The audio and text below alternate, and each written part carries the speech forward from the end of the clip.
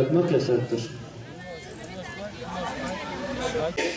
Bu alanda kokaklı rehberler dışında Cumhurbaşkanı Recep Tayyip Erdoğan meclisin açılmasıyla birlikte sosyal medya ile ilgili gerekli düzenlemelerin yapılacağı işaretini verdi.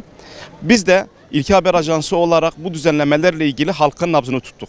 Sosyal medya tabii ki çok önemli çünkü toplumları yönetme açısından ya da toplumları farklı algılarla oluşturup yanlışa sevk etme konusu çok önemlidir.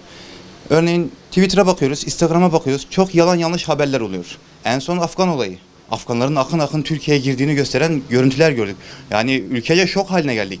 Daha sonra bu haberin aspargaz haber olduğunu, görüntülerin 2017 yılına ait olduğunu fark ettik. Ama tabii ki bunu bilmeyenler ve inanmak istemeyenler de oldu. Sosyal medya üzerinden baktığımızda hakaret ve iftiralar çok fazla yapılıyor. Bunlar için düzenlemeler gerekli. İdari para cezası kesilmeli, hatta ve hatta hapis cezasına çevrilmelidir. Ben de sosyal medya kullanıyorum.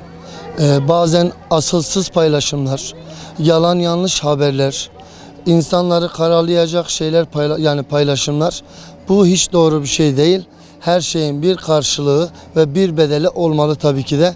Bugün hiç kimsenin kimseyi karalamaya, hiç kimsenin kimseyi rencide etmeye hakkı yok. Sayın Cumhurbaşkanımızın yapacağı bütün şeyler çok güzeldir. Bunu da daha güzel bir şekilde aydınlatacağına inanıyorum. Aktif kullanıcısıyım. Bu Cumhurbaşkanı da yeni yasa çıkarmış herhalde. Bununla ilgili hakaret içeren mesajlar falan bunların önüne geçilmesi gerek. Çünkü çok insanlara hakaret ediliyor. Bunun önüne geçilmesi lazım. Gizlilik en başta, özel hayatın gizliliği falan kalmadı artık.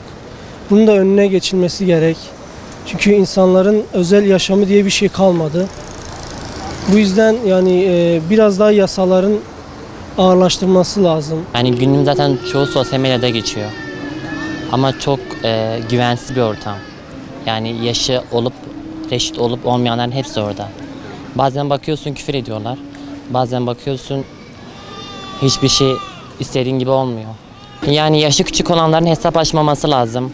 Ve küfür ve farklı bir taciz, tırmalı bir şey olduğu gibi direkt hemen hesabın kapatılması lazım. Aynen. Asılsız haberler, yalan dolan haberler. Onun için düzenlenmesi gayet çok güzel olur.